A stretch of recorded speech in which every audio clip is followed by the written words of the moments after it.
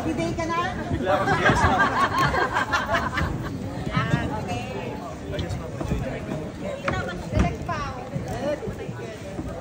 Ready? 1, 2, dun sa taas. Walang hinga-hinga. Yay! Thank you! Salamat! Nararamdaman nila dito. Ito yung mga experience na yung marami-rami. Kasi tapos kami subukan, pero parang gano'n para tingnan namin kung paano namin i-make. Ano yung mainit? Maraming tubig sa chocolate na kasi ang dry nung pag lumamig. Hindi mo mabasag yung nakakait niyang environment. Avocado pala yun. Maraming ganun. And I'm sure matutuwa ang mga kapuso natin here and abroad pag napanood nila. Rick! Wala kasi. Gusto lang namin surprise. Uy! Magsabihin ko ba yung gusto mong ilan? Para sa akin naman, para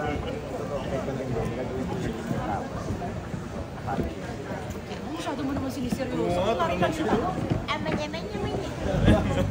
Seryoso si Coach eh. Thank you, Dilar. Nila kami kaya talagang salute sa inyong lahat. And after nga nung episode 1, parang sabi ko parang lumabas ulit yung beast sa loob ko Yun talaga kasi thank you sa ating mga GMA bosses kasi grabe yung 10 stars dito. Salute, sobrang gagaling nilang lahat. So na-inspire ako na mas pagbutiin talaga lahat ng mga performances. Hello po sa inyong lahat. Charot. Ako po, sa totoo lang, I was confused nung ako yung isa sa mga napili nila to be part of Stars on the Floor because masasabi ko naman na hindi talaga ako dancer. I can dance pag binigyan mo ako ng choreo, pero kailangan ko siyang sipagan, kailangan ko siyang aralin ng matindi. So to be given an opportunity to dance alongside ang napakahuhusay na mga dancers talaga, grabe yung pressure sa akin because kami po ni Ate Liza ay ginagawa po namin ang Encantada Chronicles Sangre nung nagsimula po kaming mag-shoot for Stars on the Floor.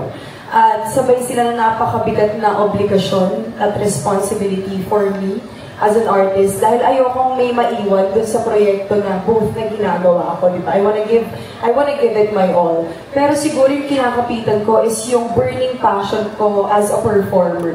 Na kahit anong ibigay mo sa akin, sabi ko nga, lumaki ako na nakikipag-showdown ako sa kanto.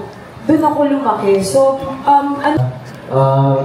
na paglaban po na sumali po na maging part po ako dito sa show na to kasi unang-una po sa lahat hindi po ako sanay sumayaw ng mag-isa kasi parang nasanay po ako na kasama po yung ka-group ko, yung vision po. And ayun, sobrang happy po ako kasi tinanggap ko rin din po itong show na to kasi I want to learn some more pa po. Kasi hindi rin po ako familiar pa sa mga iba't ibang genres ng mga sayaw po. And I'm really blessed na nakasama ko po itong mga co-stars po. Alam po ako gano'n.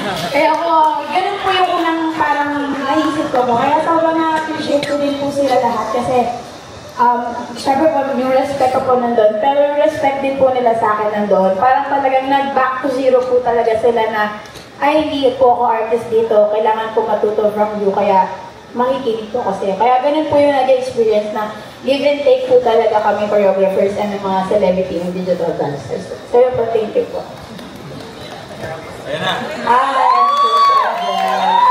Actually, because kalaban talaga sila. So every time I teach them a choreography or a style that is new to them, they really try their best and give their all to nail that one. So for me, working with them isn't hard. Because also their chemistry on and off stage, on and off camera, maganda talaga. Hindi pa ako naka-experience na may nag-attitude and something like that. Hindi, Coach. Hindi. Because yun na nga, I can really feel their passion for dance. And it really shines whenever they learn something new. You know, kahit na alam mong nahihirapan sila at some point. But ramdam mo yung na gusto nila yung ginagawa nila, na determinado talaga sila manil yung choreography or yung pyesa na gusto namin ipakita. For me, the real challenge is producing a choreography or innovating ideas and showcasing that in a way na hindi pa nakikita dito sa local scene natin. While maintaining the authenticity of the style, of the genre that we're trying to show. Because a lot of it, new sa kanila, first time siguro nilang masayaw. Hindi sila used to that style. So we really also have to showcase it in a way na authentic to them. That will make them shine. Kaya ayun lang, it's really a fun experience working with the entire team because it really challenges us to create something new. And at the same time, it's inspiring to us to see them work really hard to produce something na nakaka-inspire sa mga taong makakapanood nito. Thank you! Copy-paste na lang ng Ang hirap sundan yung sinabi ko eh. Ang hirap sundan eh. Hindi, for me, challenges and yung experience namin dito. Kasi nagtuturo na talaga ako for almost 10 years sa mga artists. So, kabisado ko na sila. Pero eto, first time ko magturo ng competition.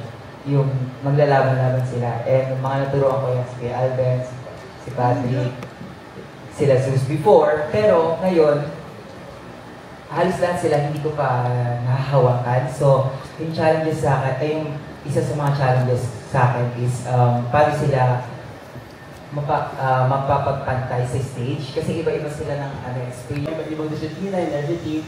And we're all happy na na-share namin sa kanila to.